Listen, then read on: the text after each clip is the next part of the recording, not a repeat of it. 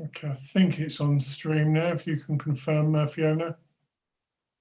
Yes, you can go ahead now, Chairman. Okay, thank you very much. Good evening, everybody, and good evening to our observers. You're more than welcome to observe, and any members of the public who are watching this. Can I just start off with welcoming Mark Mills, who's here today. I think it may be certainly your first meeting with us.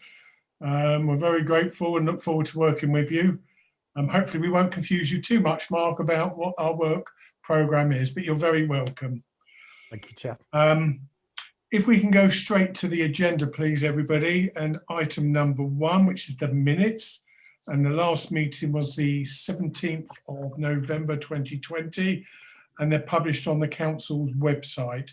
Is everybody happy with the minutes? If they have any issues, can they please raise their hands? Okay, I'll take that then as acceptance. Okay, Kim, any apologies for absence? None received, Chairman. Okay, thank you. Declarations of interest, Kim? None received, Chairman. I wish all the meeting was this quick and as swift. Questions from member of the public? None received, Chairman. Okay, brilliant. Okay, so questions from members. We do have one question, which was from Councillor Sally Dixon. Sally, would you like me to read it, or did you want to read it out? No, you go ahead, Chairman. Thank you. Okay, so the question basically says, please can you confirm that during our discussions on the meeting on June the 30th about the future of Wilmer House, 38 West Street, the current home of Farnham Museum, it was decided that ONS would recommend to the executive option 1 and 2 specifically. The option 1 was the council, Waverley Borough Council, pays for the repairs and continues to offer the Wilmer House as a museum. And option 2 is the council, Waverley Borough Council, pays for the repairs to Wilmer House irrespective of the future use. Can I just confirm everybody has read their document that was sent out by Charlotte and Kelvin Mills? I know it was sent out today. If everybody's got a copy of that, and I'm happy, Kimberly, that we put this attached to the minutes. But if I'll read some of the response out on that. So the statement from officer says, so following a discussion at Community ONS on the 30th of June regarding the condition of Wilmer House, current home to the museum, the officer stated there was a report which was intended for September meeting of the executive. Purpose of the report was to gain executive's approval for carrying out the building repairs in accordance with the timetable and methodology specified in the tender documents in order to avoid delaying the necessary conservation work. It goes on to talk about the report says it was impractical because they're unable to identify a budget of the magnitude required from the council's own resources.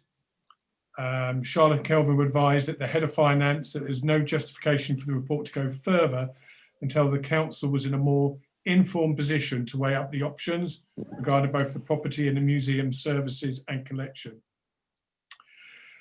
There was a meeting in October with the portfolio holder, culture and finance, assets and commercial, took the decision with officers to instruct Montague Evans to carry out a property options appraisal, which would be expected and required. And Charlotte was asked to initiate a process for reviewing the different service delivery models for the museum and collection. This included the exploring of the possible separating the museum from its current home, as well as investing capital funding to repair Wilmer House, which would enable the museum to stay put, with a commitment for developing re-energised community offer and role. So it then goes on talking about a potential fund that was possibly there. I think that's probably sort of the gist of it. I know we'll be talking about it anyway, so I don't want to be repeating what that conversation, but that's the response, and Kimberly will attach that to the minutes, so it's there for an audit purposes. And if you've got questions, Councillor Dixon, can we wait until we get to that item? Because otherwise we could lose our track on our agenda. No, thank you, Chairman. Thank you for such a comprehensive response. Oops, I've lost you. Sorry, thank you, Chairman. I'm happy to wait until we get to that point of our agenda. I think it'll make it a bit better flow if we do that. So Yeah, thank you for your question, and then we'll come back to that a little bit later. Yeah, super. That'll be absolutely fine. Thank you. Okay, so if we can move to committee work programme, which is agenda item 6, should be pages 7 to 12. Mark, I think you're going to lead on this. Kevin, I think John Rabini wanted to say something, he had his hand up. Sorry, Thank you, sorry. Chairman. Yeah, thank you, Chairman. All it is that I didn't receive their report. I've just looked, and I don't seem to have had it in my inbox today. No, I don't either. Right, I thought I got an email and I thought it was to everybody, but Kimberly will have to check that. Yeah, it was sent out to everybody at 11:28 this morning. I don't think I've got it anyway. No, sorry, I've got 11:24 and 12:47, but nothing Okay, in between. I'll resend, not a problem. Thank you. I think, Councillor Beanie, most of what's in that report, I've probably read 60–70% of it and just summarised it, but we'll pick up all the issues when we get to that item, but we'll resend that. Okay, so Mark, committee work programme, pages 7 to 12, if you can lead us through, and we'll ask questions when we get to the end. Chair, I believe Louise is taking this item this time, and then I'll pick it up in future when I've written it. Absolutely Sorry, fine. Chair. Sorry, Chair. So yes, the work programme is there on those pages, and not a great deal to say. Apologies, the service plan item, which we would normally see in January, that's going to be now considered in March. The impact of COVID has, as you can imagine, councillors, a big impact on some of the service plans, and the revision of the service plans, which would normally take place during the autumn and into December, has been a little bit delayed. So we're going to bring those back in March. The rest of the forward plan is there, with a number of items there. I think during the evening, if heads of service will allude to some of the issues coming forward on our plan, such as the service level agreement working group, final report, that might get put back for reasons you'll hear on the update. And again, a couple of the other things, Kelvin might want to say something about the health and wellbeing strategy. The progress on that, again, may be delayed, but this is an opportunity for members to put forward any other ideas they might want to bring forward for our forward plan. Thank you. Hey, if I can just start off, because I've got a couple of issues, and then open the floor up if I may. The first one I've got is, I think this is the first time Cranley Leisure Centre has disappeared off all paperwork. I think we accepted that with the financial position, but it is still something that we've said we want to scrutinise. So that needs to go back on so it doesn't fall in between the cracks. Page 8, Louise, I just think we need a bit of clarity on this. On the Farnham Museum, the first paragraph reads, agreed in principle to look at separating the Museum of Farnham Service and Collection from Wilm the House. The decision, well, the recommendation of us was to keep the decisions separate, not to remove the museum. It was to say that we needed to deal with the building, its repairs, look at the financial implications, look at the options, then you make a decision. Does the museum still stay there? Is it better elsewhere? Where would it get the best use? It reads like the decision's been made to split them. That's not correct. Okay, right. I'll change that. Thank you. I think it's somewhere, I think it's probably page 11, we talked about mental health, suicide prevention. We've got the scrutiny officer for lead member, but I think we agreed, and Councillor Foraszewski had said that she has a particular interest in the work that she'd done as mayor, and she was, I suppose, in effect, was going to be the lead for our overview and scrutiny to point us in the right direction when we needed. So if Councillor Foraszewski is happy, we'll just include her name as the lead. Yeah, fine. Thank you, Chairman. I'll leave it at that, so I don't take over the meeting. Over to the committee. Any issues that you wish to be added? Anything you want clarified? Please put your hands up.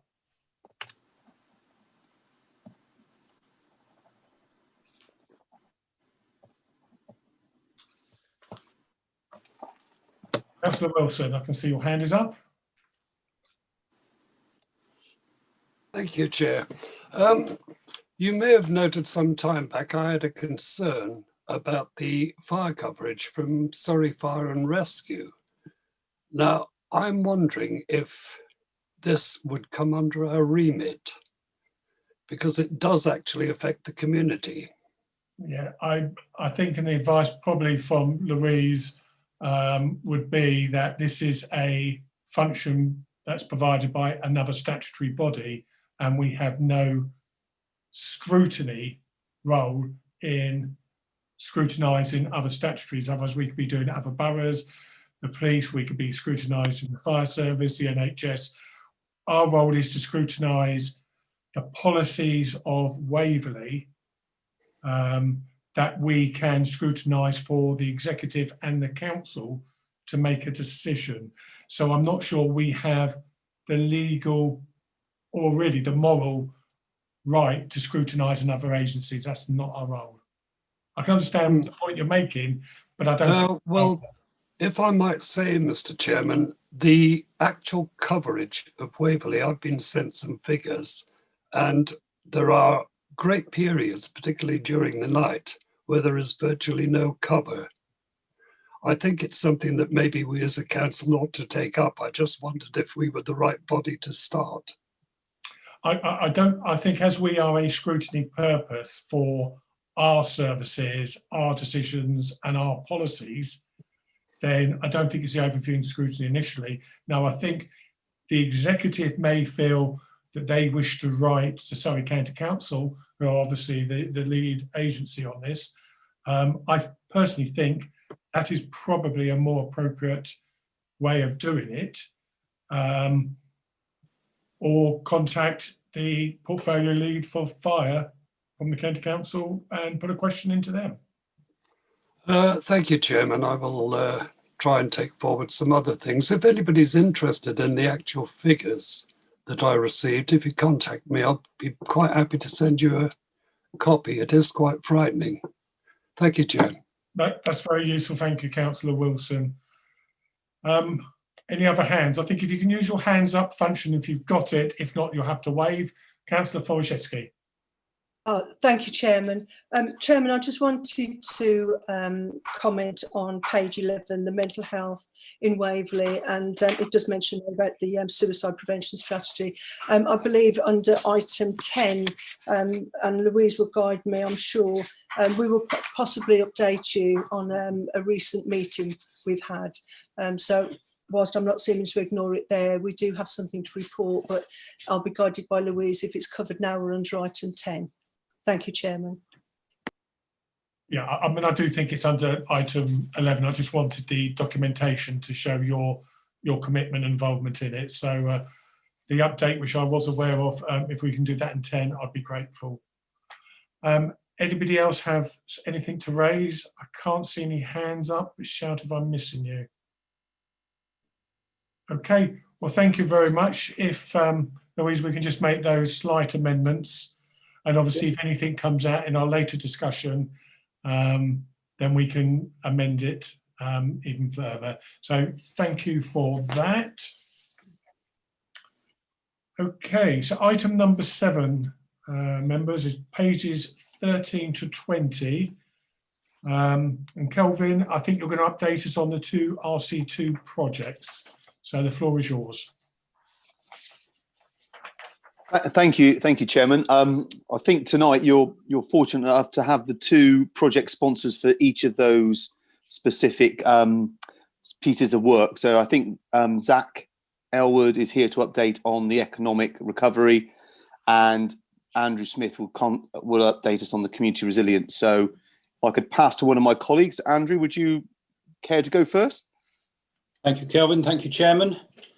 Yes, so just really a brief update on the community resilience recovery project. I think the term recovery is an interesting one because actually we're even more now in response than recovery. And I have to say that we, with our partners locally, with the four main hubs in Haslemere, Godalming, Farnham and Cranley, working with Voluntary Action South West Surrey, working with the CCGs, we continue to up our game, working with them to meet the needs of the community during this new lockdown. But we have been doing work, obviously, planning for the future, the resilience work. We have had extensive input, more input than I think I've ever known in this area of work with our partners, including the North East Hampshire and Farnham CCG. The key areas of work that we are looking at, we're finalising an action plan at the moment, and I anticipate bringing that to the committee in March. The areas of work include sort of digital inclusion, support for carers, mental health of the community, which is obviously a very hot topic for us, partnership working with health, Surrey County Council, the voluntary sector, and all of that supporting the community coming out of COVID. So that is going to be key. The action plan also contains a stream of work on delivering the response element, because clearly response and responding to need is going to carry on for some time. We're also looking at developing the safe and settled service. That means where people are discharged from hospital, they have everything they need when they come home, and discharge now is happening much more quickly. So therefore we're developing a wraparound package for patients that are coming out from any minor adaptations they need that we were doing anyway, but we've again upped our game on that because we've been asked to, because of early discharge round to food parcels, and again working with our local communities to make that work. Certainly with the Frimley Park Hospital, full to capacity, very worried about the capacity there and discharging some patients earlier. Working with the Farnham COVID response group very successfully throughout the pandemic. They just have a limitless appetite to help people. It is remarkable, and we're very thankful to be working with them. Everything from shopping, prescriptions, befriending, reducing loneliness and isolation. We've worked with all the food banks. We've been able to provide extra funding for them. What I understand is that they're pretty well stocked generally all the time. Community stores, community meals continue to be delivered apace. We've got hardship funds for residents and families. It's interesting now, we've also restarted the Waverley helpline. What we're finding this time is residents, not so many calls as before, because I think most households have kind of geared up to the kind of areas of need that they need. But what we're finding is a real emphasis on poverty, laptops for children, where families can't afford them. And we've been able to signpost those residents to where they can get their help. I think Jane Todd was able to sort a laptop out for a child well within a working day. So we've built all those partnerships, all those links throughout the community, which means both in response and recovery, we're well placed. I think really that's it for now. I can take any questions that members of the committee might have. Katie Webb is the expert on it, but she's not with us tonight, but I'll try and answer anything I can for you. And if I can't, I will certainly find out for you tomorrow if there's any detail that I'm not aware of. Thank you, Chairman. Thank you, Andrew. I think that's really an exciting piece of work, I've got to say, and one that we really, I think, are well placed to scrutinise and make sure we get the best out of it. But I think it's an incredible bit of work. Please take our sincere thanks to your teams and the teams other parts of Waverley for the work they've done on this. I think it's been absolutely fantastic, and a really good legacy for the future. You know, if there's anything, you know, when our times on this council have been and gone and we've moved on, that we can look back and think this is probably one of the really impressive bits of work. So a huge increase. I know, looking at my screen in front of me, I can see we've got Betty Ames who's listening in on this. And I know, although Betty can't interject because obviously she hasn't put a question in, but she will be listening to what you've said with, you know, with great pleasure. And I know that she'll be pleased with the work that's being done. Right, so if I can, we'll do the questions first, Andrew, before we move on to Zach. Councillor Else, and then Councillor Mirlees, and then Councillor Wojcicki. Thank you, Chairman, and my apologies, I was late. If you noticed, I do apologise. I had the wrong code to put in for some reason. I've got very little to say about this. I mean, it's a really good news story. Absolutely support what you said about the work being carried on into the future. Because on page 11, we've got loneliness and we've got that piece of work to be confirmed. But you're already working on loneliness in this situation that we're in now. So hopefully the skills that you're learning, the needs that you're discovering can be a great big part of any new initiative once we're through this terrible thing. So congratulations. I think you've done a really great job. You've made a new job for yourselves, really. You've had to. And I do admire you for that. So thank you. Thank you for that, Councillor Else. Councillor Mirlees. Thank you, Chairman. I just wanted to ask about the laptop problem that kids are having. You said that somebody was able to get a laptop for somebody who needed one, but I have noticed across various things on Nextdoor is that it appears that people are having to find laptops just through, you know, asking people if you've got a spare one. Do we have any facility to help these children who don't have access to laptops? Because I think that's something that's really important. I mean, we as a council don't have a dedicated operation for that, but certainly, and I can find out for you how Jane was able to signpost and to secure that laptop, but we don't actually have a facility for that, no, but we seem to have partners that do, but I can find the details for that for you.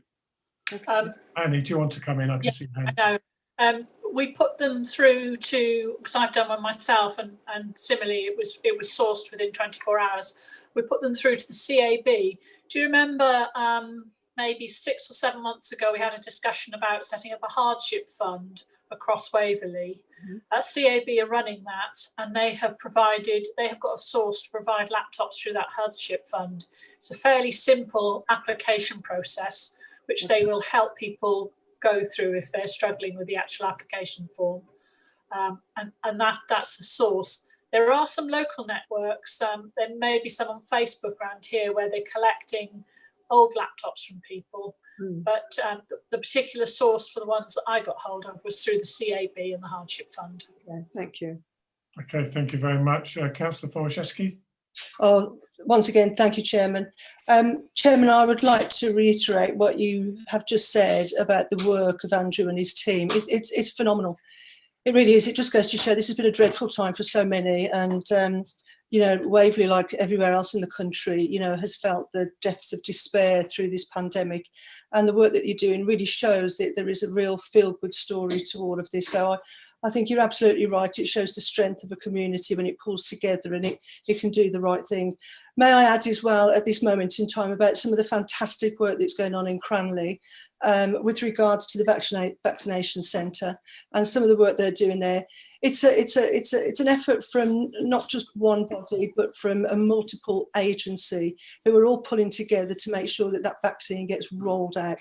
And again, I'm just so proud to be a resident here and just actually see what's going on. If you look at the volunteers list there, it's full to the hill. It's just amazing. People are there on standby all the time. Can I just pick up on a point that Annie made with regards to local networks and laptops and help?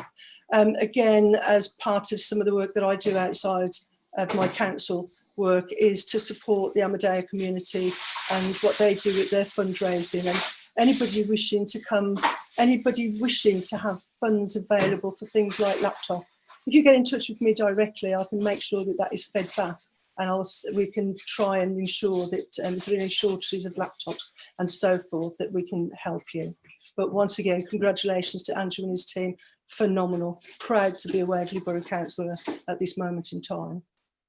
Absolutely well said. And I'm sure Kimberly will include that within the minutes. And I can see from the chat that Councillor Dixon has raised about the lines of Farnham refurbishing and laptops and asking for donations. I'm sure, Andrew, if you take those details, again, that's another one almost for the database. And Councillor being about Hazelmere Rotary collecting and refurbishing. Again, just make sure that within that group of people who do it, you have that information as well. But thank you for that. So if there's no further questions, we'll move on from you, Andrew. So thank you for that. And Zach, the floor is yours. Thank you, Chairman. I wish I'd gone first now. How do you follow that? I know. But thank you. Hopefully members will see the action plan that's on within the agenda from page 13 to 19, sorry.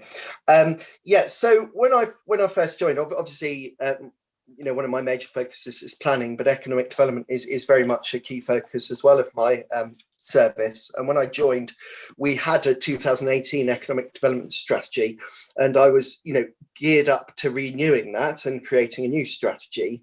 And we started sort of sketching it out in January and February.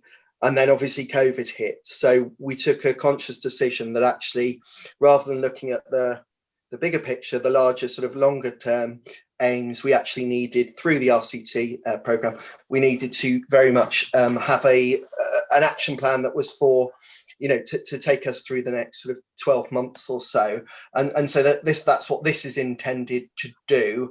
It's dated October 20 to 21, but it is a flexible document, and who knows what will happen. Hopefully, that will be sufficient, but who knows? And the idea was that it was very much intended to be not just about business support, but looking more strategically at what will be the needs, given the number of people being put on furlough, losing their jobs, being made redundant, and businesses, the suffering of businesses, business closure, and looking at what are the key areas. So worked very closely with my economic development team, and you'll appreciate it's a small team. It's 1.4 officers effectively, but also very closely with the portfolio holder, Councillor Townsend, who's been very helpful and very involved and very willing to get involved, and that's been great.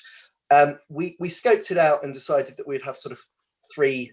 There were various iterations, but the final version, we had sort of key priority areas and some actions following from those. So the first one was around embedding economic development and business support across the council. And so this is around sort of actually raising the profile internally of our economic development functions. So you'll see later on the report, on your agenda, you've got the corporate performance report from Q2. But there are no economic development targets in there, and actually we think that's wrong, and we're working on developing those for inclusion in future corporate performance reports. It's about re-establishing those relationships between the economic development team and across the council, particularly in terms of climate change, sustainability and projects, and property works, supporting business rates, supporting Waverley training services as well, and developing that. Then the second, there are other actions, I won't go through them all because obviously you've got them there, but the second sort of key area was providing targeted business support to businesses out there who are suffering and are finding it even more difficult over the last sort of 9 months. That's about making sure that we understand our businesses, that we have business intelligence, so we can put funding and appropriate resources into the right areas. It's about expanding our relationship with the town clerks, parish clerks, chambers of commerce, Visit Surrey, and we've created a business task group as well with private sector companies to work closely together.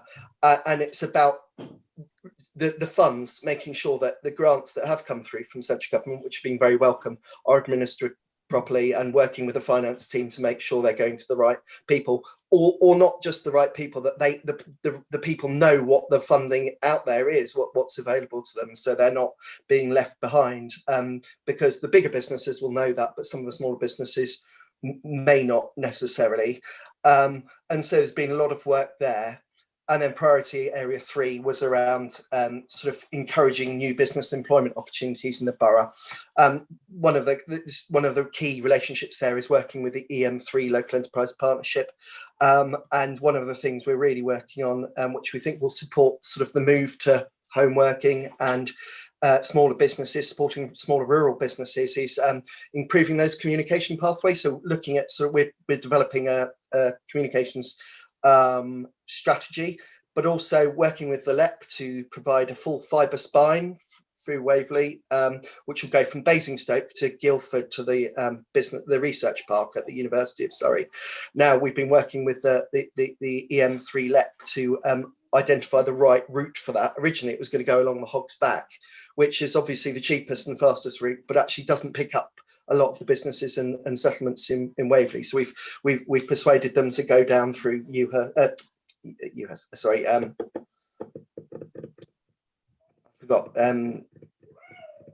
through one of the, it's through the villages, sorry.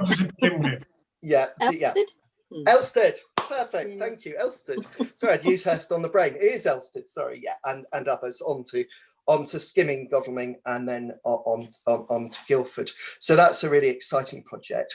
As I say, I won't go through the actions, so I'll wait for questions. But one thing I would say, that since we produced this, and bear in mind, this is meant to be a flexible living document. And obviously, if new opportunities arise or new challenges are faced, then we want to work with that. We don't want to stick rigidly to what we're saying now. If things change, either in terms of further spikes or further lockdowns, or indeed changes in the way things are done. And one thing that's been that is a bit of good news since we published this is, part of this, we were thinking, well, we've got all these actions, but actually funding them and delivering them through a very small team is going to be quite difficult. But you may be aware of the additional restrictions grant that the government has given out to local authorities. At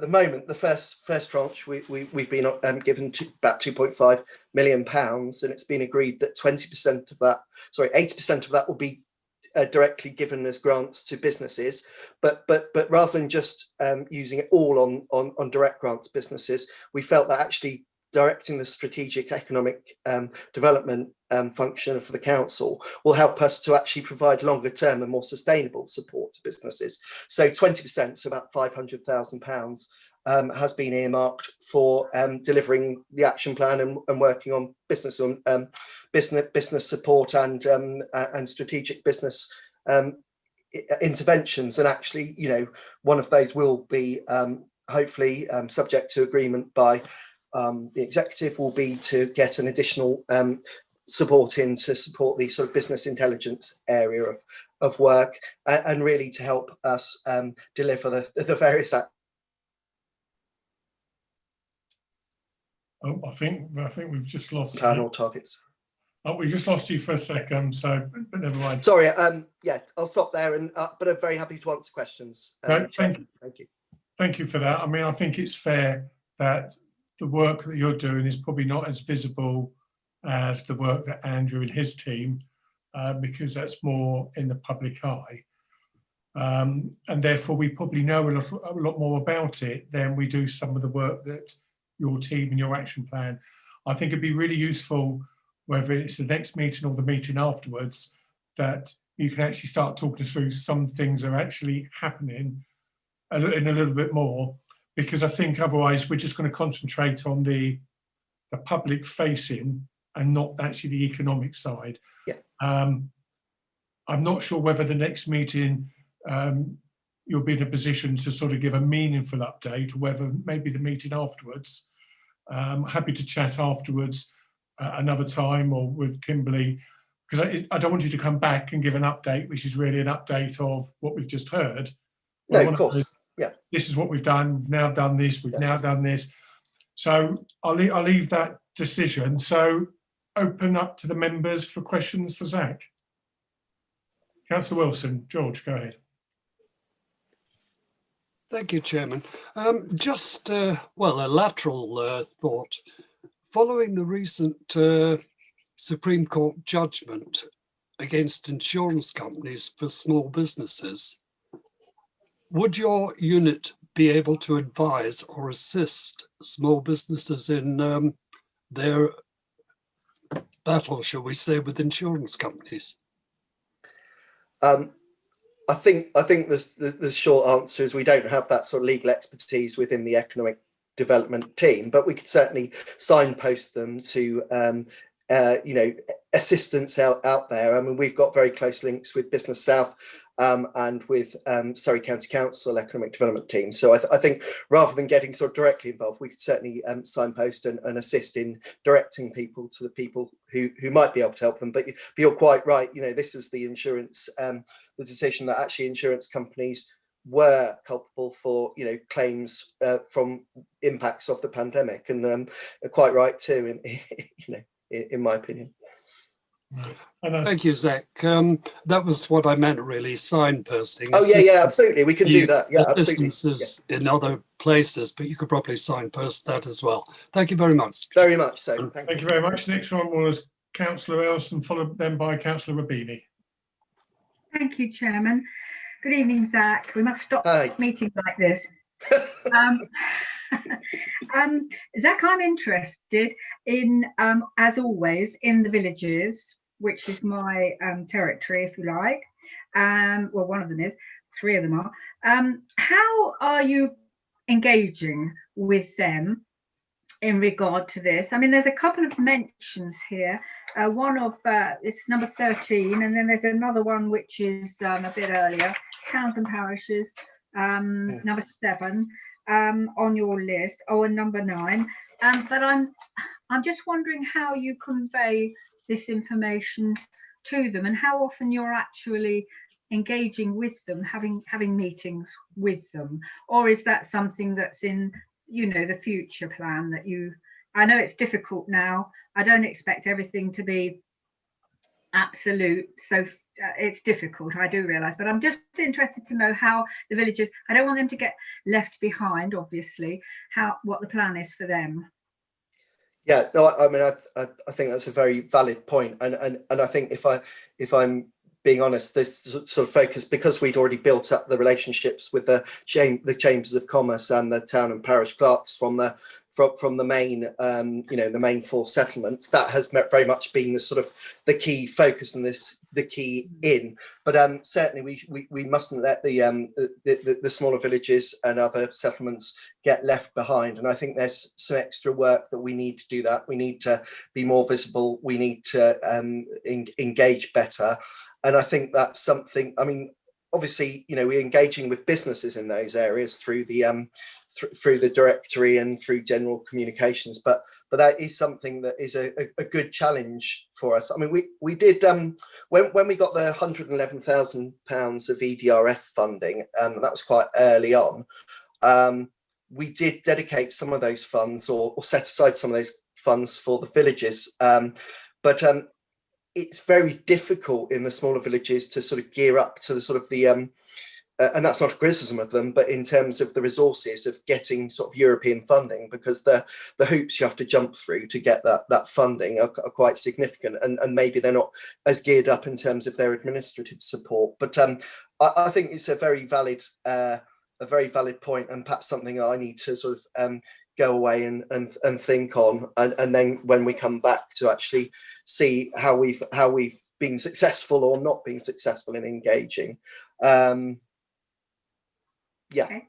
Thank you. And I think it's fair to say we have quite a few members who are from the villages, and I'm sure we will not forget that we need to engage. So you will know that. I've got Councillor Rabini's next.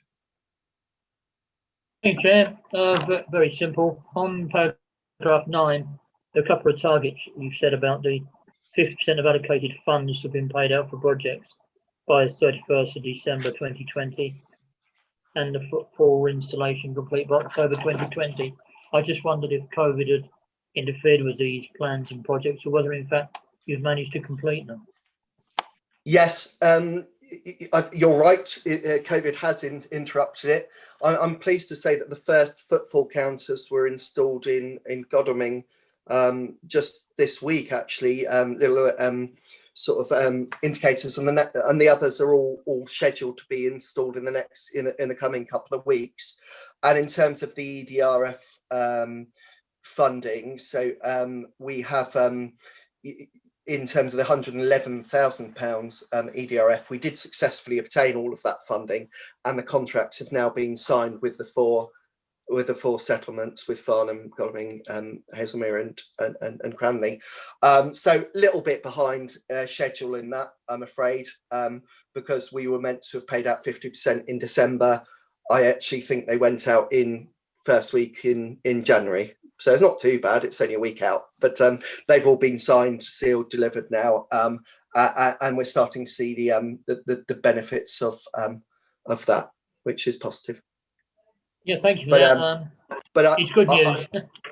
Yeah, I mean, I just wanted to come back and agree with the chairman that actually, just presenting what we're planning to do is one thing, but actually you'll want to see the reason we've tried to be as smart as possible with the targets. Some of them are a little bit tenuous, but mostly they are smart targets that we can challenge ourselves on. And as you say, the devil's going to, the proof of the pudding, I suppose, is going to be in the eating. And when we come back, I think you're right, Chairman, that next committee might be too early, but the following one, I think we should be in a much better position to provide those updates. And by that time, we'll also be reporting on a number of key metrics on economic development, probably only 3 or 4, but certainly to get the profile raised in the corporate performance reporting, the quarterly reporting as well. That's something that the portfolio holder and myself are very passionate about, because I think I don't want people to think that economic development is just an add-on. Planning is very important. Well, to me, maybe not to everyone, but economic development and the links there are equally important, particularly in the current climate. So so we need to do that, and I totally agree with you, Chairman. Thank you. Good, and we do like smart targets rather than sort of nebulous sentences which mean absolutely nothing. So we'll hold you to that. So now I see Kelvin's put his hand up. I don't know if he wanted to chip in. And I've also, I don't know if George, you had your hand up, or was that from the last time? No. Kelvin, did you want to add anything to that? Yes, thank you, Chair. As programme lead, I just wanted to say a couple of things about the RCT programme in its entirety. So back in March last year, this programme created 10 projects in total, 2 of which sit under this committee, of which you've heard about tonight. And it's been an amazing piece of work that's allowed the learning through what has been an absolutely terrible time to be embedded within the creation of new strands of work, like has been described tonight, and the creation of almost greater resilience that can support our residents through greater partnership working that we've almost been sort of forced into during this period. And I'd just like to say that these 2 projects are real prime examples of the great work that's been happening. And I just personally would like to go on record as thanking all the staff that have done these pieces of work on top of their normal service work, and have really, I think, done a great service to the council and its residents. So that was all I wanted to say, Councillor. Thank you. Right, thank you for that, Kelvin. Councillor Beattie, can we lower your hand? Otherwise, I won't know if you put your hand up for another item. That's it. Fantastic. Okay, so if nobody's got anything else to raise on that, some really exciting work. We look forward to seeing Zach in 2 meetings' time. I think we'll agree that. So it's meaningful when you come. And don't forget the rural villages, because we'll remind you. Yeah. Okay. Thank you, Chairman. So if we can move on now to agenda item 8, which is pages 21 to 24, which is the update on Farnham Museum. If I could just raise a couple of points on this, just so we can remind everybody. Our role is to scrutinise, and as much as sometimes we think that we can make a decision, we can't. But hopefully when we scrutinise an issue and we put some good options and good recommendations, the executive and council will see them through. But we have to remind ourselves we are a scrutiny function. I mentioned earlier about the slight confusion on the decisions. So again, I think just to reiterate, the first decision we made was to split the decisions apart. So the actual museum and its building was to what the estimates were to repair, that we think it should be repaired, but the decision about where the museum fits actually probably follows that first decision, because until we know what's happening with the museum, we can't be 100% sure. I'll ask Kelvin and Charlotte to give us some updates, and then we can sort of make a decision where we are and what we can recommend or what we can't at this particular time. So I don't know if you want to lead, Kelvin, and yeah, thank you, Chairman. Yeah, I'll kick off, and then Charlotte can talk through the more substantive detail in the paper. We hope that this paper leads on from the previous overview and scrutiny meeting and the recommendations that you put to executive, and it looks to basically build on and take your advice on how we look at the museum service and the options into the future. So if I pass over to Charlotte, who can talk you through where we are now, and then we can take questions afterwards. Yeah, thank you, Kelvin, because I've got a couple of issues within the report which I think we need to clarify. Absolutely. I'll wait for Charlotte to speak first.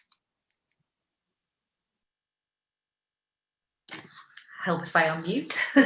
Thank you, Chairman. As Kelvin just said, this report follows on from the ONS meeting back in November. And at that meeting, we discussed the notion of separating or looking at the service, the museum service and the collection as an individual entity or as an independent entity to the actual building, so that we could actually sort of determine, what was best for the service itself, irrespective of discussions going on about the building itself. So the report I bring today follows on from that recommendation.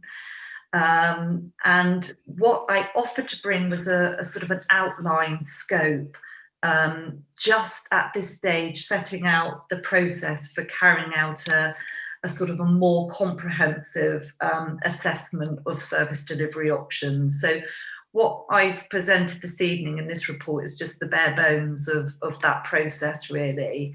And so what I have indicated is 3 to 4 possible options that we think are relevant or available to the museum.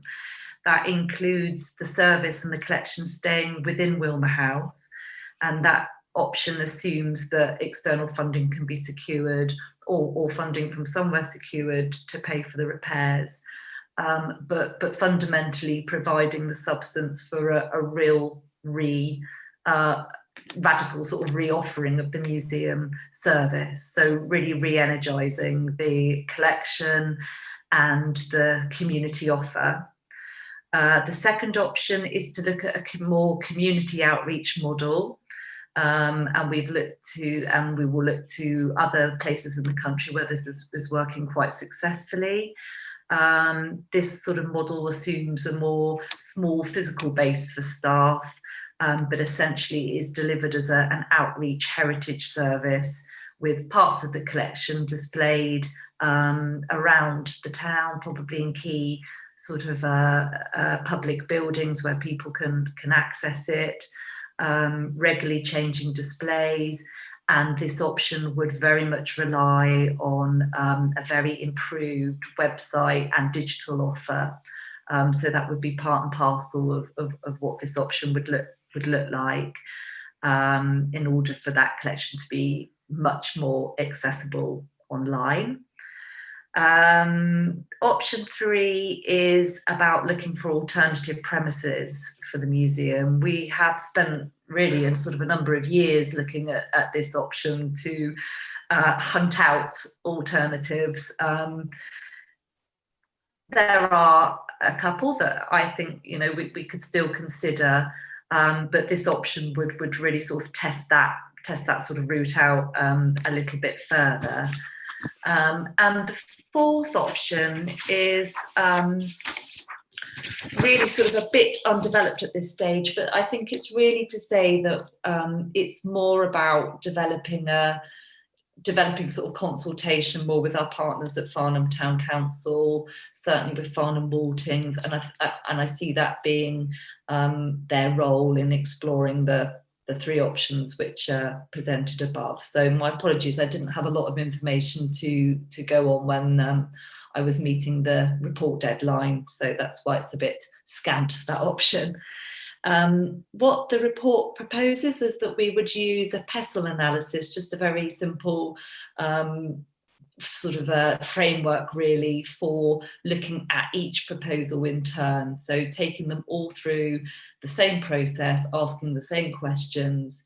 And I would suggest that we did that probably in a sort of a workshop format with members of ONS represented, the portfolio holders, but also key stakeholders, potential funders, all relevant parties that we feel have an input into this discussion. So that would be the sort of the process that I'm proposing here, but that's open obviously to your sort of further thoughts. And then going on from that, I've suggested a sort of simple methodology and a timeline for this process to take place. Suggesting that we would hopefully really by the end of tonight or certainly the end of this month have agreed the options that we would want to take through this process and the process that we want to follow.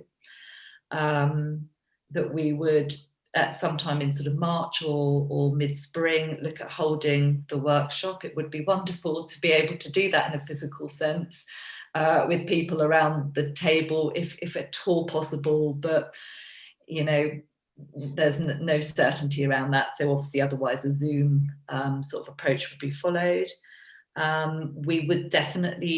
We will need at some point, as soon as it becomes available, to bring the 2 discussions both about the service and the options appraisal currently being carried out by Montague Evans. We will need to bring the 2 elements back together. We totally recognise and understand the need to do that. And then the idea would be to bring the preferred option forward to council, to this committee, to the executive, so that we can begin sort of working that option up. So that sort of really in a nutshell is the proposed approach. I have put in this report the suggestion about funding sources. I've called it external funding sources, but maybe not external. And that really is to suggest that if an option for external funding came up, that we would put all efforts into exploring that option until we'd exhausted it, basically. So that is why that is referred to. And then my recommendations for tonight are in the report. So that's sort of the introduction. And over. Okay, I'll start off because I've got a couple of accuracy issues. I just want us to record, and then I'll open it up. I think the first on the report, the first paragraph under purpose and summary, I think is the same issue as what we raised earlier on. It says supported a recommendation to consider the notion of extracting the museum from Wilmer House. Well, we didn't. What we said is we will keep the decisions separate. So we'll make separate decisions, but we have not made a decision to move it out of Wilmer House. You know, that may be one of the options, but we have not made a fast recommendation that it's come out full stop. So it's just really that it could be an option, but also the option could be it stays there. So I just think it almost makes it reads to me that we've already made a decision to take it out of Wilmer House, and this committee have not. No. So a couple of other things, and you just picked it up, Charlotte, on point under museum service options under point 1, assuming external. Well, we have to assume that internal funding is applicable as external. And I do not, and I know you sort of said it verbally, but in the report it just says external. So I think I would imagine this committee would be supportive that both internal and external funding is considered. I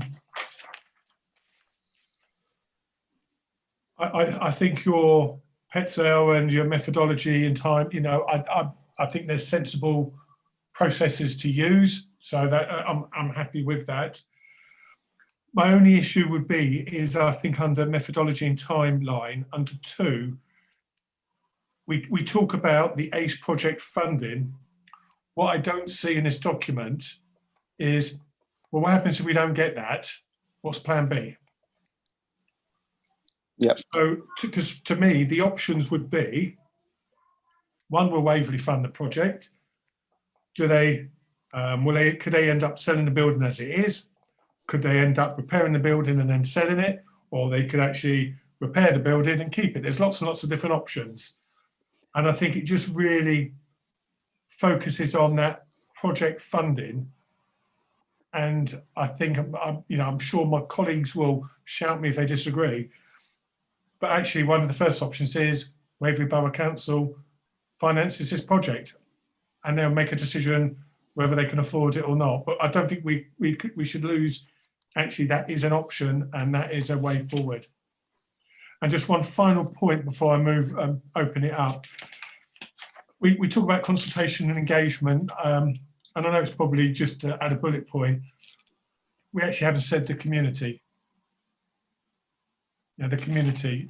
We should consult with the community. I know you could say, well, are they stakeholders? Well, then that's everybody. But I think it's a huge local issue, and we must make sure we engage with the relevant people locally to where it is established. If possible, we can just add it. I know it will be done, but I think it shows an audit trail that we want it to be done. So I've had my little rant. I've got Kelvin's hand up, and followed by Councillor Else. Thank you, Chair. All I wanted to really clarify is when you referred to Plan B, what is Plan B? In essence, what Charlotte and I are trying to sort of show in this report, that is really the findings of the Montague Evans report. We'll cover off those options that we'll need to consider at a later date when that's finished. So we're suggesting June, when we will look at what options there are for the building, and hopefully we will be in a position then to say also what options there are for the service, which will include obviously the option of keeping it as it is and improving where it is. But I just wanted to make that clear. So Plan B really is the coming together of both of these strands of work, looking at the service and looking at the building, which is what Montague Evans will be doing. Thank you, Chair. Yeah, thank you for that. I just wanted to make sure that we weren't putting all our eggs in one basket, external, and because Waverley may have to make a very difficult decision. We will recommend to the executive, but it'll be a very difficult decision. The repairs could be a couple £100,000, they could be £1 million. They could be such a vast difference that actually our decision-making process could be altered. But as long as all options are considered, so this committee can scrutinise those decisions, I'm fine, as long as, again, Kimberly's got that. So we are expecting that bit of discussion not to get lost in the next 5 months before we get to consider that. Absolutely. Thank you, Chairman. I'll come to Councillor Else next. So, thank you, Chairman. We've been talking about this now for 4, maybe 5 years, and not much has changed, really, I don't think. It's an old chestnut that won't go away until it is solved. But I agree with the chairman. We do need a plan B, and I think we need a plan C, and possibly even a plan D, because at any stage, any one of these things could change. And then what do we do? We'll all be sort of like chickens with our heads cut off, wondering where we can go next. So whilst this is very clear, and it's a very clear and easy read, for which I'm grateful because it sets everything out nicely, I almost think we need a flow chart, really, so that if this happens, then this is what we do. But however, if this happens, then this is what we do, which is another way of having a plan B and a plan C and however many plans we need. So that would be something that I would prefer to see, because I wouldn't want you all to be, I mean, 4 years, 5 years, maybe even longer. We've had that scaffolding up for I don't know how long. We haven't got the money to do anything with the building. Supposing an alternative premises comes up that we find we can acquire and manage, then what? So that's another plan that we need to be ready for, is all I'm saying. But the other thing I just wanted to ask is, could I just ask, there's a reason, I'm sure, but I just want to know what it is. Down the bottom, number 4, I can't say that word ever, methodology. Why aren't we having the report from Montague Evans till June? Does it take 6 months, or can we not afford it yet? And are we not having it done till whenever? Sorry. Thank you, Chairman. No, I'll take that one. No, we were hoping to have the Montague Evans report is imminent, Councillor Else. So we had hoped that it would be available for us to bring an update today, but we haven't had that, unfortunately. The only reason we've suggested June is that would just tie in with the completion of this options appraisal, if you know what I mean. So you'd be looking at what they're saying regarding the building and the options. And then we'd also have alongside that the service options. So it was purely, so it's quite possible if you wanted that we could bring the report on the building to the next ONS for scrutiny. It will be ready by then. So it's not that the report won't be ready. It was more that we thought it would be useful to bring the two together. That was all. What I'll do is I'll leave that question hanging to see what other colleagues think of, whether they would like to have the Montague Evans report for the next meeting, even if it's just that we have sight of it and, I might not be able to make the decisions, but I'll leave others to do that. I've got, looking at the order, was Councillor Wilson and then Councillor Mirrlees. Thank you, Chairman. I thought that the difference in timing is the reason we separated the two. We wanted to know what the state of the building was and what we could do with that prior to making the decision. Secondly, my understanding is that the actual house is not suitable to be a museum because it hasn't got disabled access. And I believe we were told that it was impossible to put disabled access into that building. So if that is the case, I think they ought, in fact, to remain separate. And I would like to see the report sooner rather than later. Thank you, Chairman. And I agree, we need to report first to make the decision on the second part, but actually you can do one straight after the other. You can't do the second one without knowing the actual building. But your points about accessibility, that will be a main factor, and a factor that the Waverley Borough Council are going to have to consider. So I think that's good, useful points, and I'm sure Kelvin and Charlotte have already identified these. But again, I would ask probably Charlotte that when it next comes back, there is a few lines just to cover that point, so we know it's been considered and part of the the decision making. You're absolutely right, George, and some valid points. So Councillor Mirrlees and then Councillor Dixon. Thank you, Chairman. I think one of the things that's held a lot of this up is this report that we need. We can't, I really feel, looking at where we're going to put the museum, when we don't know how much this asset is worth or is crazy. I think it's putting the horse before the cart. And I think as soon as we get this report, that will help us enormously. As far as disabled access, actually, I did speak to somebody about that. And I was told that a lift could be put at the back of the building, and that would be viable. That had been seen by an architect that I know, and that he had been involved in properties like this.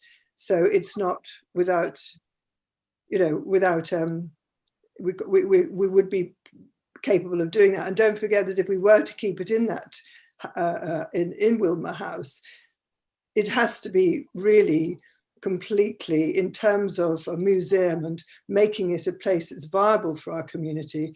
It has a lot to, it has other investments to go in there, because I mean, as it stands, it isn't doing what it should be doing, and it's not making the money it needs to make. But there's a lot of things that could be done. It could be multifunctional with a museum in there, and there's all sorts of exciting things that could happen. Apart from that, I think it's very important, knowing being a Farnham Town Councillor, I'm wearing 2 hats here, but just I'm aware very much that in Farnham, the desire to hang on to their assets, which belong to their community and which were given to their community many years ago, when after the Second World War, where people who had, had not had the access to all these things, suddenly we had market towns where we provided them with museums, we provided them with theatres, cinemas, lidos. These are gradually being eroded and taken away, and these are things that actually knit our communities together. So I would say that I think it's very important that Farnham Town Council and those people, the local community, has a say in this and is involved in this. But apart from that, I just feel that the most important thing for us all, I think it's very difficult to assess this without knowing exactly what Morgan's Montague Evans have to say about its worth. Okay, thank you very much. And thank you for that.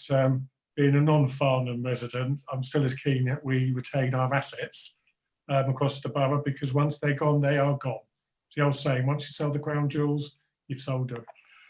It may well be, and I'll come to Councillor Dixon in just a few seconds, it may well be that we have a meeting, an overview and scrutiny meeting, just to resolve this issue. Because when we get all the documents and when we get all the options and we look at all the issues, we do not want to be rushed into a decision, because we've got a large agenda and it's just something on at the end. So if necessary, we'll hold a meeting just for this item in the future when we are in the position to consider it properly. So I'll just flag that now, that's a potential. Councillor Dixon. Good evening, Chairman. Good evening, committee. Always difficult to find the unmute button. Can you hear me all right? We can, yes, thank you. No, you're muted again. Sorry. I don't like shouting at my computer, but that seems to be the order of the day. So I agree with some of my colleagues. It's the most important document to get is this Montague Evans document, to find out the value of the property and the levels of investment that we should be making in it, which I understand is what they will be telling us. And I was been very grateful to Charlotte and Kelvin for the amount of time spent with me in the past couple of months looking at Teller's project, so that I could really understand it. And one of the most exciting things that's come out of that work is there is a new government grant giving fund called the MEND Trust, which is the museum's trust fund, which is being set up, and it's specifically being set up to help local councils. And Charlotte mentions it in her letter that she sent out this afternoon. And what the trust does is it helps support local museums, and it would actually the Farnham Museum in the Wilmer House, the Wilmer House Grade 1 listed building would be able to be repaired by the MEND Trust if it was still a museum. So therefore, and the trust have said to Charlotte that I'm sure she'll come and agree. I hope she'll reinforce me on this, that as a council, we must you know, show that we're completely committed to the museum programme, which I know my colleague Councillor Miralise and myself and Councillor Merriweather last year and Councillor Beeman and so many of us are working very hard to make this into a vibrant community asset. So actually starting this options document at this time, saying actually maybe it can be in another building, might get in the way of us actually securing a grant, which would be very, very beneficial to keeping this asset, keeping the Grade 1 listed building. So I am going to suggest that actually the options document at this time is a lot of work. When we have so many other things going on, we may have the Surrey County Council elections, we've got a couple of very, very big projects that we're all working on, like the Surrey single governments, the Boundary Commission. We have so many big projects going on. I'm wondering whether or not we couldn't actually, and to give our officers the best chance to put their best foot forward when they're talking to the MEND Trust Fund, maybe we should just put this options document just on the back burner for a little bit, maybe just defer it for, say, 60 days. And that's what I was thinking. Thank you, Chairman. Yeah, and I'll just add to that, Councillor Dixon. I mean, you have to start off where we are today. And today is Wilmer House is where the museum is located. So that is our starting point. And so if any applications that go into for funding, that is our starting point. Our starting point will change if, one, we don't get any money, two, the repairs are such that we can't make it viable as a building. But our starting point, Sally, that is the museum. And then we work from that as a starting point. It may well change, it may not. But any application, I'm sure, will be at that starting point, because no decision will be made until we get to the end of the process, which is, can we afford it? Have we got funding? Is it suitable? Can it be done? Is it the best place? So I'm sure Charlotte will see, and I see Kelvin as well, both nodding. So rest assured that that is our starting point, and I'm sure Charlotte will confirm that. And we'll have to see where that application takes us.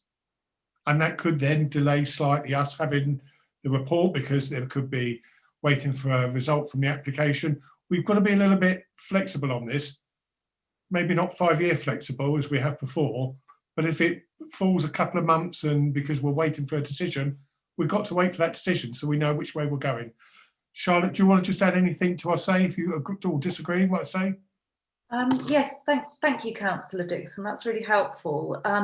It's kind of come to our attention just shortly before Christmas, talking to colleagues regionally in the Arts Council and in the sort of South East Museum development team, that there is an opportunity to be announced. It's a government source of funding. It's come directly from the DCMS, called the MEND Fund, and it's the Museum Estate Development Fund, and it is completely geared towards local authorities that have a sort of a burden of maintenance debt through their museum estate and their libraries estate. So basically it's a source of funding that is completely geared to the kind of the problem that we find ourselves in, and clearly we're not alone in the country either.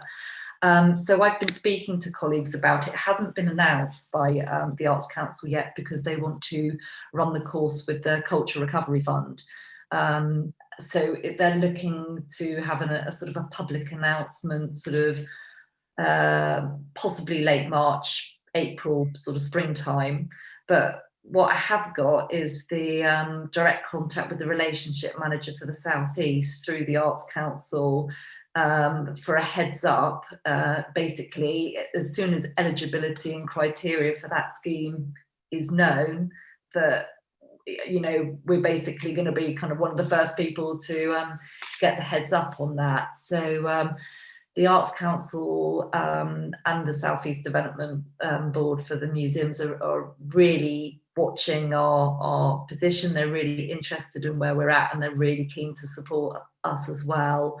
and are very happy to sort of broker those conversations. So I think there's a lot of support for us out there, and I think this source of funding is something that we should not, you know, let slip by. Basically, I think we've got a huge opportunity to get really application ready for it and to be there on the front foot as soon as it's announced. So my sort of suggestion would be, and I didn't know, I hoped that I'd have a bit more information about it tonight, but my suggestion is really that is the #1 priority above and beyond the service options assessment, that we put, you know, we divert all our energy into exploring that source of funding and getting as ready as we can to apply for it if we're eligible, basically. And I've had a very strong indication from the Arts Council and from stakeholders that they would be interested in an application coming from us. So it feels like the most positive news on the situation that we've had in a long time. You know, I'm keeping my keeping a firm foot in there, and we'll sort of, you know, share more as soon as I know. But thank you, Councillor Dixon, for bringing that up. Okay, let's be very honest about this. We would rather be using a grant than Waverley funds, which are extremely stretched at the moment. So that's always got to be the preferred option. So, and I think really what you're asking is for that as the sort of recommendation for to sort of concentrate a little bit more on trying to get funding. I think that makes absolute sense. And we'll come to recommendations in a minute. Well, Councillor Rabini's been very patient. Thank you, John. Yes, thank you, Chair. It's not a problem. I'm like everybody else there. We need to get this project finished. It's been dragging its heels for, somebody said 5-6 years. That's an awfully long time. We owe it to the community to actually make a decision. I know it's difficult, and I'm looking at this timeline, and it's talking about executive and full council July. I'd be very disappointed if that slipped. I understand the COVID problem, but please, Charlotte, I do beg that if we can keep this timeline as a promise to the community, can we please try and make sure that we get through it? I understand the economics. I agree with the Chair about the split between the two. However, I want to keep my eye on the ball if we can and make sure that the promise to the community is done. After all, Cranley, Hazelmere, Godalming, we all have museums, and Farnham is our largest actual community. So we need to make sure that they are best served by members of the past in the museum or another building. Thank you. Thank you there, John. And I think one of the reasons we put it on our work plan right from the beginning was this didn't slip any further, and we would be the scrutiny to make sure it was pushed as quick as it can. And clearly with the recommendation #3 is a timetable set out for the review. So that's a timetable set out on page 22. Is a sort of clear guidance that we wanted to keep to those times. Is there anybody else who wishes to speak on this item? Annie. Evening, Chairman. Thank you. Just for clarity, Councillor Rabini's statement about it not slipping, we're talking about the review not slipping, not the conclusion of the issues around the museum, because clearly they're complex and the finance is complex, and the amount of money we would need to find to do this is quite considerable. So we are talking about the review not slipping, aren't we? Just Yes. sorry for clarity. If you look at page 22 of the papers, so we've got the service options January, which is this meeting. Application end of Feb. I'm taking Charlotte, still happy with that. At the workshop to look at the options. Obviously, we will have in between that, we will have the report by the consultants on the building. So it's talking in June for combined findings of Wilmer House property appraisal, Montague Evans, and the findings of the service review. I'm not so sure that is going to be practicable because we won't know probably whether we've got the grant. So yeah. And the could slip that timetable. So I think we probably need to really keep our eye on that, because Charlotte is right. That's the biggest glimmer of hope we've had in a long time in terms of external capital funding for this significant issue. I suppose the way that we could do this, Charlotte, is the recommendation is obviously to note the timeline set out in the review, but we just add, but accepting that there could be additional timescales involved for funding applications, decision making, meeting structures, etc. Because I think, you know, if for example it opens in March, you're normally going to be a minimum of 3 months before the first grant meeting. So I'd probably take it to at least June, maybe July, before they even consider any grants, because they normally do it in batches with a panel. So I just think we just got to give that tiny bit of flexibility. But all I would ask, Charlotte, if there are delays, we are informed immediately, because this is obviously a very keen group of people who are looking at this.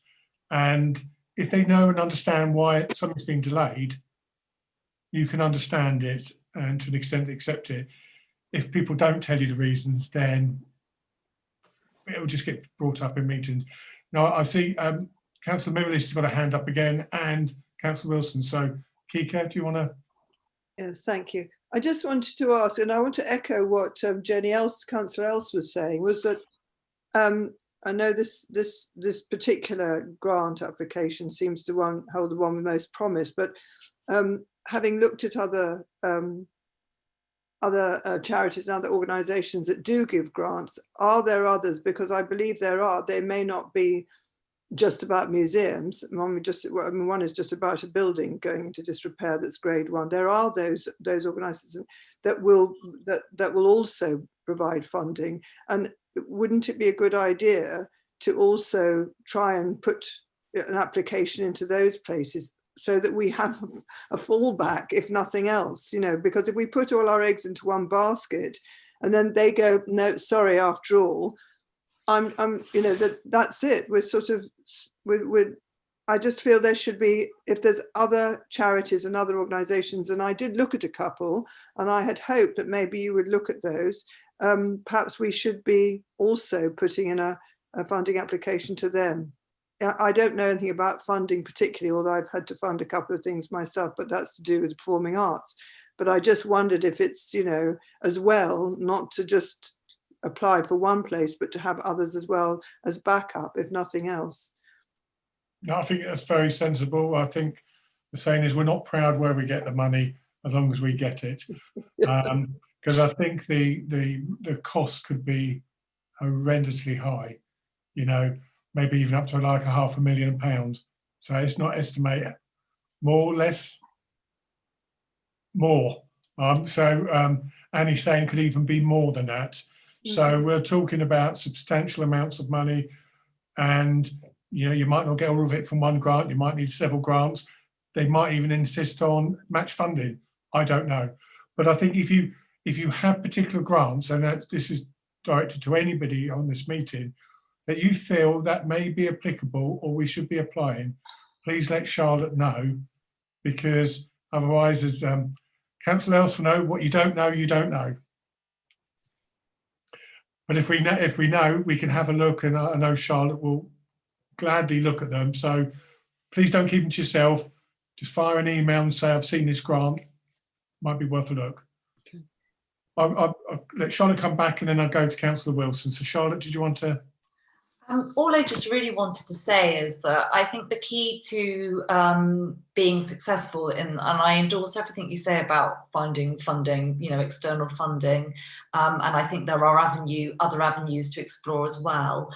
I think the key thing to that is that we will need to get a real political commitment to the museum being within the building in order to put in a convincing case and application to those funders, because I think if our application fills, you know, that it's slightly open to insecurity of the service being provided in that building for a number of years, or the Montague Evans report doesn't support that finding, then I think, you know, it's just not going to be successful, really. So I think any successful funding application and approach will need to have a real political commitment behind it, that that the museum is delivered from that building. I think the museum part of the application will be sort of key to its success, and a commitment to what that museum service delivers in terms of its offer afterwards as well. So I just wanted to say that I think there would be a political journey, even in pursuing the funding. Can I just come back on that? Because having done some research myself, it was very obvious that the people who were going to give us money were the people who saw the building provided community well-being. That's what it was about, not just a building. The only one that I saw that was going to do something for the building was a particular heritage one, where if a grade 1 building is falling down, they will step in. But the rest all were happy to provide grants as long as it had a benefit to the community. And since I think we all feel that, and our work here as councillors is for that, I think that sort of tallies well with us, is how, that those two things. That's why I find it odd thinking about, should we separate the museum from the building? Because in actual fact, all the things that I had looked at and researched was that if you keep your museum, make it invigorated or multifunctional, and do something with it which benefits your community, along with the actual beautiful building itself, then you're more likely you'll get the funding. But to just go, oh well, we'd like it for the building, that's something else. So that was just my research that I did. And that's very useful. We only split it because a decision had to be made about the building and the costs and everything else. We've never made a decision to actually split it away from Wilmar House. It's any good scrutiny committee will consider all options, and that goes from doing nothing to closing it down to doing this, moving it here. That's what we scrutinise. So I think that's very, very useful. And I think the point that Charlotte made, I think, when you look at this committee, you've got Farnham residents, we've got the Lib Dems, we've got Labour, and we've got Conservative, and I think we're united in our desire to keep an asset that's valuable to the area. So political in political terms is, I don't think, an issue. It's the will of Waverley as an entity to push this forward would be my suggestion. Councillor Wilson, and then I think we'll probably get to those recommendations. Just very quickly, Chairman, looking at the mythology, I think all we need is to get that report put in 2 and the apply for grants put into 3 on page 22, because I think we need to know what we're talking about. We need the report to do that. And secondly, on page 23, the recommendations, my thinking is that recommendation 4 is what we're looking at. What has made me much more eager to get this thing going is the fact that we might be able to turn the building into disabled accessible. And if that is possible, that would be great. And that's where we should go. Thank you, Chair. Thank you for that, George. I mean, looking at the recommendations, which are on your page 23, definitely number 2, applying the Pascal and SWOT analysis. I think we would endorse that sort of approach, which is tried and tested to consider all options and threats. The timetable set out in review, I think we've raised that there are a couple of issues that we need to put forward. We know that the report, we don't want to wait till June to suddenly read the report. So I think we just amend that to say the report will be circulated as soon as it's been proofread and agreed by the council. So that will need to be slightly changed. And I think we wanted to probably just put a line in about the any application for grants will have its own timetable set for the grant process. So therefore, if a grant process takes, they're not having a hearing until the 1st of July, then we have to abide by that. So I think that just needs to be put in. And I think the fourth one, which was about the diverting to get the grants, I think that makes absolute sense. The one I hadn't ticked when I read through the papers before was the assessment of the service delivery options, because I don't think we'd quite nailed it down with some of the words and everything else, but that was just my view. But I'll open up. I see Councillor Rabini has a hand up, so fire ahead. Thank you, Chair. I just wanted to ensure that we haven't made any sort of intimation of a decision yet, because it may be that we don't want to keep the building. We all know that, for example, Hazelmere, Godalming and Cranley fund themselves in different directions without necessarily the building. And it sounded in one or two comments that, in fact, almost we were saying that we want to go down the route of keeping the building. But until we get these reports, I'm convinced we must look at it with an open mind to see if there are other alternatives. And absolutely, our role of scrutiny is to make sure all options, and I sort of very briefly mentioned the options could be Waverley funds it, we sell it in its current condition, we repair it and sell it, or we repair it and keep it. I'm sure there's other options, but I think no option is off the table, because until you've got the information and the costings and everything else, we can't make a decision. And actually, all we do is we make a recommendation. Ultimately, it will be going to the executive, and I know we have a couple of the executive members listening in. They'll go to the executive, they'll agree what recommendations after our report to them, and it'll be full council. We're not the decision making. We will put our 2 pennies worth in, and I think a very valuable 2 pennies worth. Ultimately, it'll be the council, and the council could disagree with the executive and could disagree with us. I don't think so. So absolutely, John, no options off the table, because otherwise we'll not scrutinise it correctly. Now, I think we've had quite a decent discussion on this, which I think has been really, really useful. But having said that, it's so important. Is there anything else anybody wants to raise?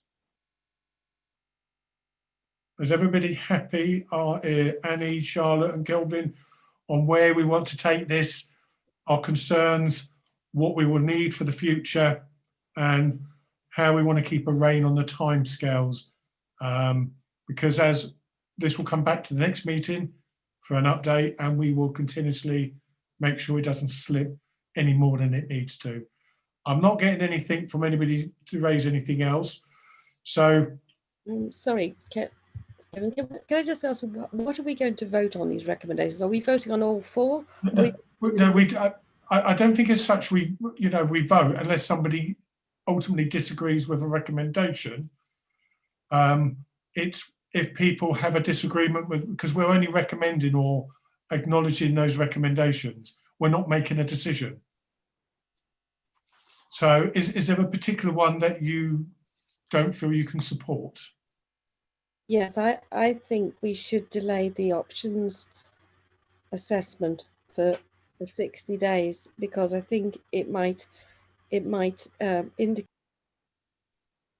Oh, you've gone on to. It might indicate that we don't have the political will to support the museum in the Wilmer House, and it therefore might get in the way of Charlotte putting her best foot forward for getting the MEND funding. Okay, the timescales, it says the timescale set up out in the review. We've talked through that, and I think we've said that our decisions will be based on the funding is going to be a huge issue, and that could put our timescales back because of putting the application in and having an application reviewed and a decision to be made. So if we amend that timeline to show that the timeline could well change for that process to happen to see whether we can get a grant, would that then cover your concerns?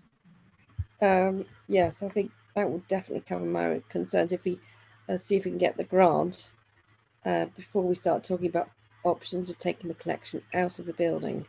Oh, that is certainly not anywhere near at that stage. We're going to need to know, have we got the grant, have we got the money, what's the building consultation tell us? Once we have all that information, then we can move on to the next stage. So I think for me, I think it's clear that the timetable could slip because of the application process and reviewing and everything else. And I think there is no recommendation to say we're going to move that museum until we have all that information to hand. Is everybody happy with that as a way forward? Yeah. Good. I think a really good, useful, and it's nice actually to have some decent time to discuss this one. But I think when we get to the next stage, we'll have a meeting just for this. Okay, so where are we to next? So now we're on to item number 9, which is a service level agreement. I'll just open it up and then pass to Councillor Else if there's anything additional. I think the position we're in at the moment is we're in the process of setting budgets. And I think really to probably go into any detail tonight until we know exactly what the budgets are and what the likely way forward is probably a little bit premature. And apologies to Councillor Else if I've taken away any thunder, but I think we can have a discussion that actually is irrelevant because we need to know where we are for the next financial year. Are you happy with that, Councillor Else, or is there anything you particularly want to say? No, I'm happy with that. I wasn't going to say anything. All I was going to say is what you just said. We can't go anywhere. We can't take a step forward until we know what the budget is going to be. And so everything's on hold. And that's all I can say. That's brilliant. So next meeting, we should have that information. So our working group, ably led by Councillor Else, is just waiting for the appropriate time to have a meeting in the next few months. Okay. We'll move on from that to item number 10, which is the mental health in Waverley. We've sort of touched on this a little bit, but maybe Councillor Foraszewski wants to, if he doesn't mind, just opening up and give us a bit of update on your meeting. Chairman, thank you. I think it perhaps more appropriate at this moment in time if I hand it over to Louise just to do the official bit, and then I'm happy to come back and fill in any of the gaps. No, thank you, Chairman. Thank you, Louise, if you can lead on it. Thank you, Councillor Foraszewski. Yes, thank you, Chairman. At the last meeting, I said I'd go away and do some research into mental health provision in the borough, with a particular emphasis on looking at the county's suicide prevention strategy and whether this would be something this committee would like to recommend to the executive that we could adopt. So my research on mental health provision is still ongoing, but this evening I'd like to update you along with Councillor Foraszewski's input on the suicide prevention strategy and the role the council could play in this. So the strategy that the county has put together is in 2019 and it builds on a previous strategy. I have to say that the details are upsetting and the suicide there are suicides 13 every single day of the year in England. And whilst these figures are lower in Surrey than elsewhere in the country, every single death is a tragedy and the effect on family, friends and the community is devastating. It is the leading cause of death for men under 50 and for young people.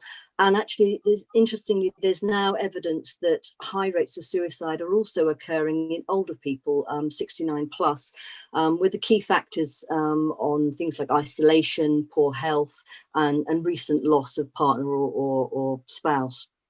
And there are new challenges coming forward, which I think we're all aware of and we've discussed in the past.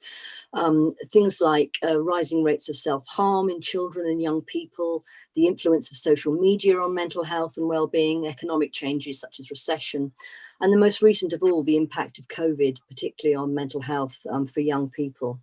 So in 2018, the Secretary of State announced that nationally they were aiming for a zero suicide ambition for mental health inpatients. But however, Surrey's ambition is greater than that. They want to aim in their strategy for zero suicides throughout the whole community. So the strategy is organised under 6 key priorities. and they follow the national suicide prevention strategy as well. The first priority is understanding suicide and preventing suicide in Surrey. The second one is tailoring approaches to improve emotional well-being in particular groups. The third is reducing access to the means of suicide by promoting suicide-safer communities. The fourth priority is reducing attempted suicide and self-harm, especially amongst children and young people, including those who have experienced adverse events. The fifth priority is providing better information and support to those bereaved by suicide. And six is the prevention of suicide among identified high-risk groups, particularly those with mental ill health.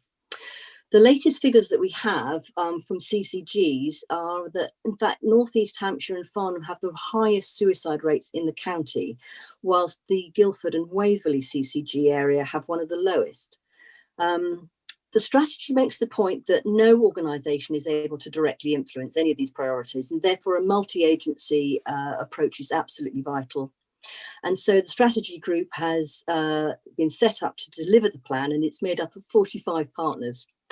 One of the main thrusts of the strategy is a delivery plan, and the main thrust is making training available for organisations, including boroughs and districts, that have contact on a regular basis, front-facing services, people like our staff who go out every day and see people in their homes, so that people can be aware of the signs, recognise the signs.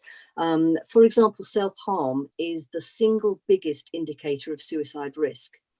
So Councillor Forrest-Jeske and myself had an initial meeting with the public health lead on suicide prevention, Nanu Chumba Stanley, to investigate how we could get involved as a council. And she told us that she has already started working with some districts in Surrey on local plans to prevent suicide.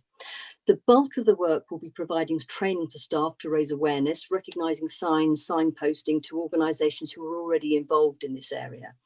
The training would be things like mental health first aid training, which actually Waverley staff have already embarked on. We had a pilot scheme and a few members of staff have already undertaken this.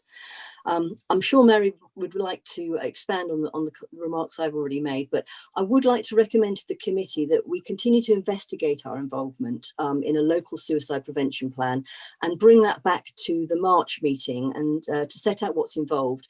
And then if the committee agree, we could recommend to the executive that we take part in delivering a local plan. I had spoken to the portfolio holder and agreed this approach, but I'm sure Mary would like to say more about our meeting. Thank you. Councillor Forrest-Jeske. Yeah, thank you, Chairman. Oh, Louise, I mean, how eloquently was that put?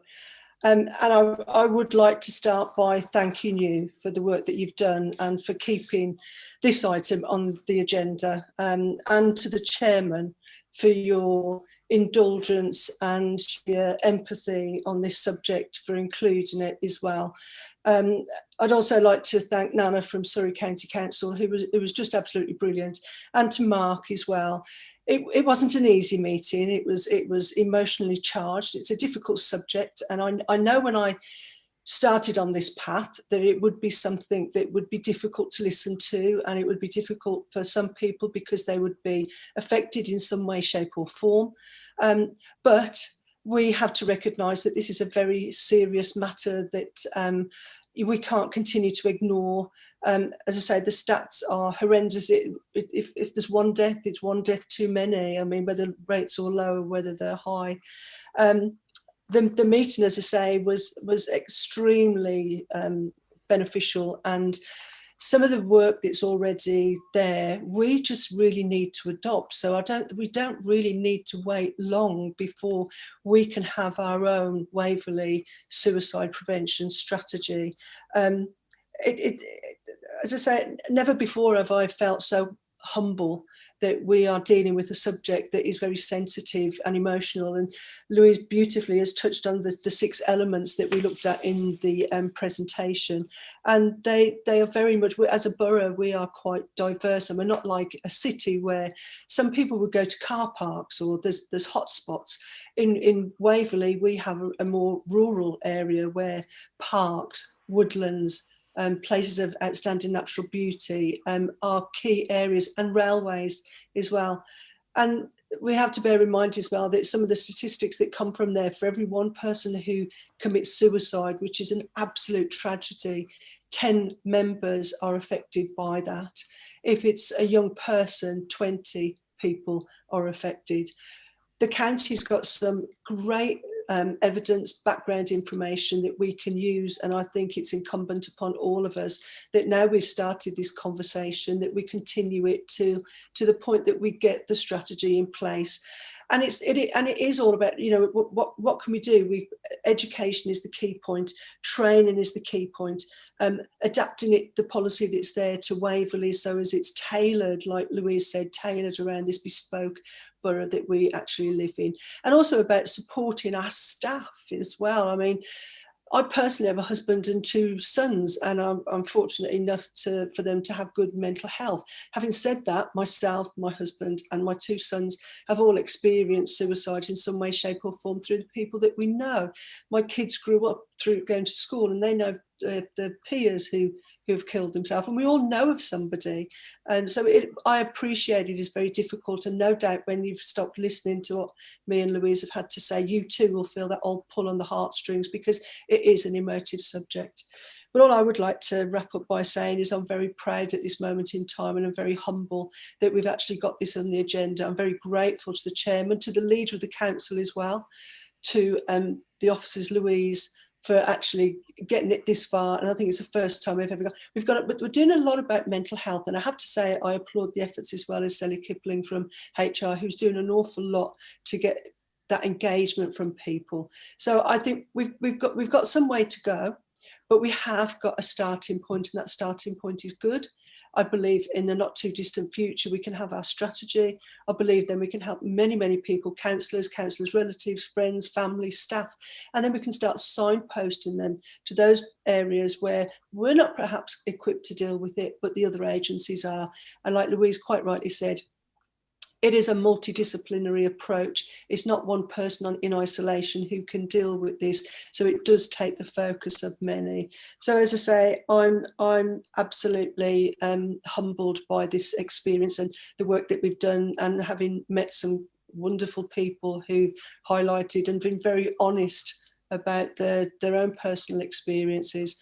And I look forward to the day that we can say as a borough, we have our own Waverley prevention suicide strategy in situ, and that help is out there for anybody who at any time, at any point needs it. And we are all educated and trained to be able to signpost them to that. So again, I'd just like to reiterate my thanks to all of you. It's been a very humbling experience. Thank you.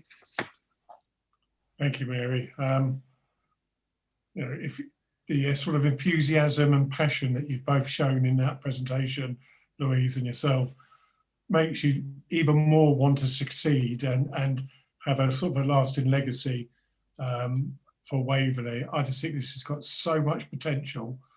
And again, this is one that I think we will have on the agenda for a few months, but I think it's one that can move forward.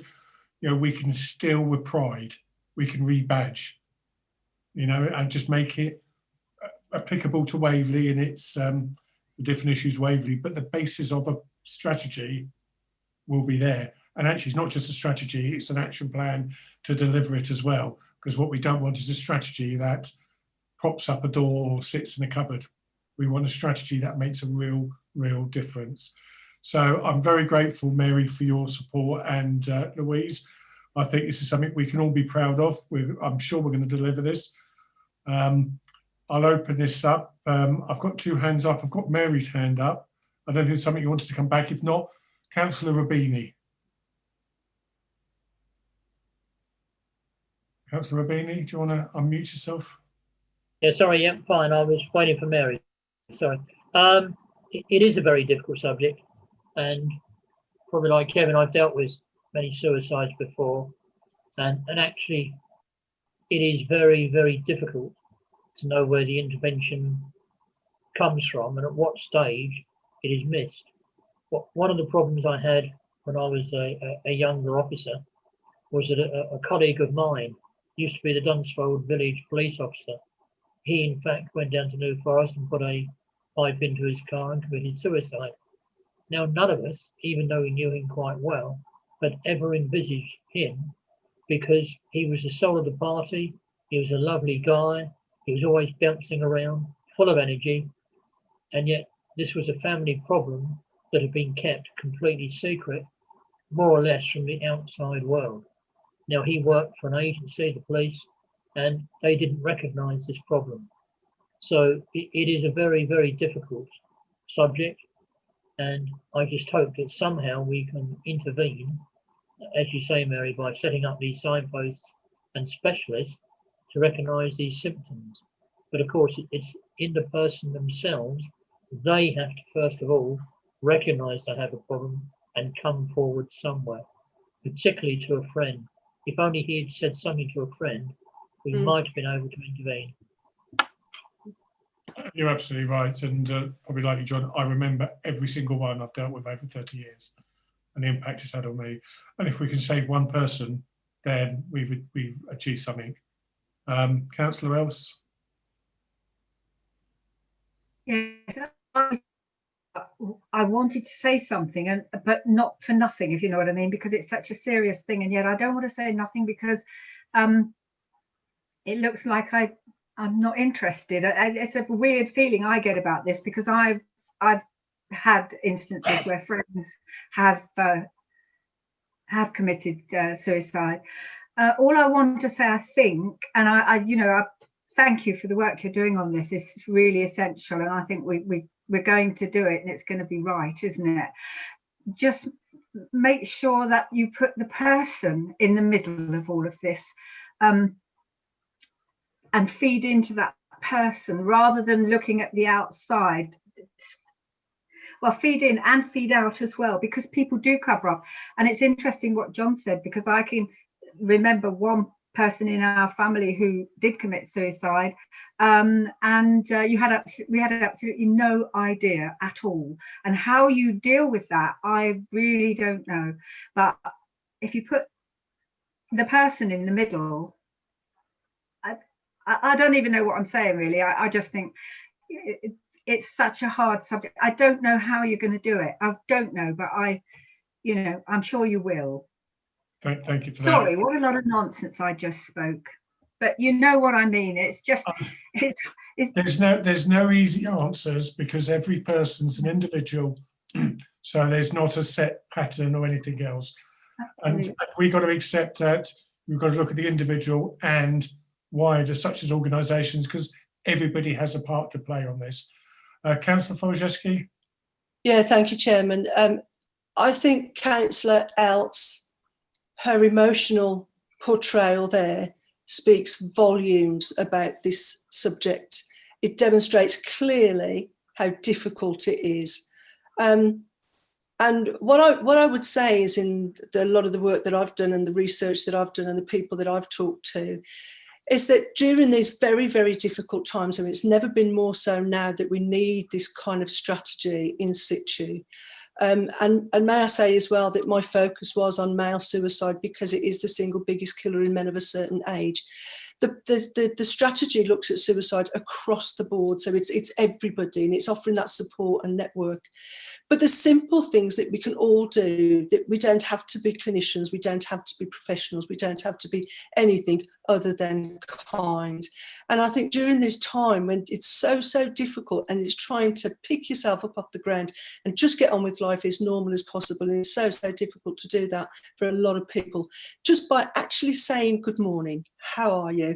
Even if you're walking down the street, I know it's not easy to do now, but if you just wave, smile, for some people, that could be enough to snap them out of what they're about to do. Because sometimes these people who get into that mind frame where there's no hope, there's nothing there. There's absolutely nothing there. And that one thing that might be just somebody saying good morning is enough to make them rethink and stop what they're doing. So I'd urge everybody to think slightly differently tomorrow when you go about your business. It's just to smile, be nice, be kind, and ask somebody actually how they are. You don't have to delve. You don't have to ask them, what's the problem. It's just actually saying, hi, how are you? So part of me almost wants to apologise, but I'm sorry, I'm not going to, because I think this is a subject that we have to talk about because it's real and it's happening. But I'm absolutely convinced that as a borough, we can adopt the policy sooner rather than later and get help out there for everyone. Thank you, Chairman, for allowing me to come back and for your indulgence. That's right. Thank you for that.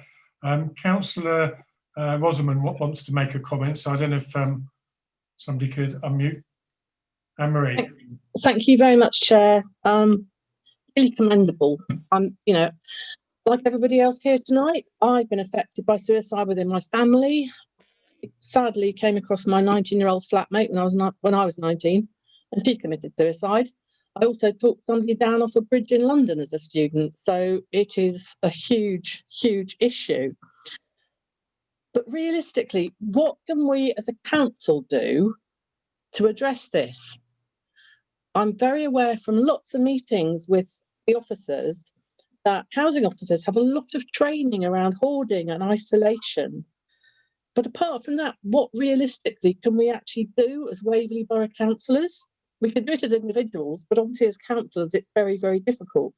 My best mate from school, who I've known since I was 3, is a psychiatrist, and she is completely overwhelmed by the fact there's no funding, there's no resources. Helping the community is not out there. In my first month as a councillor, very scarily, I had to deal with a constituent that was threatening suicide. I had a great deal of support from Tom Horwood, and on the following Monday, housing officers got involved, but it was a social worker at Surrey that made a huge difference and started engaging with the individual. We can signpost, but beyond that, I'm at a loss to understand what we as Waverley councillors can actually do. What I can say is that at a recent tenants panel meeting, a lot of concerns, well, several meetings, a lot of concerns were raised about, particularly in senior living, about tenants feeling isolated during the pandemic.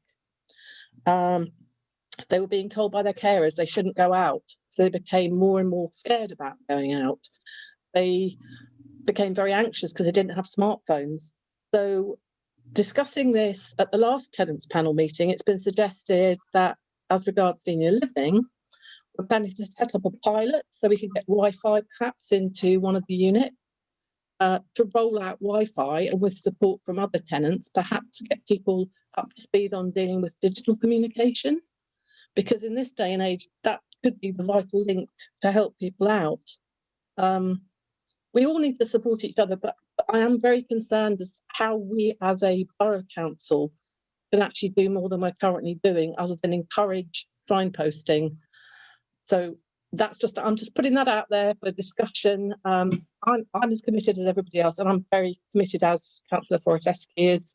It is a horrible, horrible issue, but I don't want us to believe we can do more than we can actually deliver. So I shall leave that with you. Thank you. Okay, I mean, I'm very conscious of the time, and if I kept to time, we'd only have 2 minutes to go. I think we can achieve probably more than what we think. It's just our own imagination. And I think just the example you gave about broadband, well, that could be something that makes a huge difference and gives someone a life. So I think we're only limited by our own lack of imagination. We're not going to change the world, but what we can do is our little bit to help with all the other organisations who do, who have maybe the resources and the money. So I think there is more, but I think that's the whole process of looking at a strategy and an action plan, so we can actually scope out what we can do, because we won't have an action plan saying we can do certain things if we physically can't. And that will be part of the work Councillor Forshevsky and Louise will be doing. So it's not, I think, for something tonight to discuss. It's just really an update. This is, we're at the starting line, and this is not a sprint. This is a bit of a marathon. We can take time. We can look at what we can do, how we can do it. So I think we can do a little bit more, but over the next few months, we'll see how we go. I'm very conscious of the time. Have people got any additional information on that, as we're not actually discussing it per se? Councillor Dixon, have you got a point to make?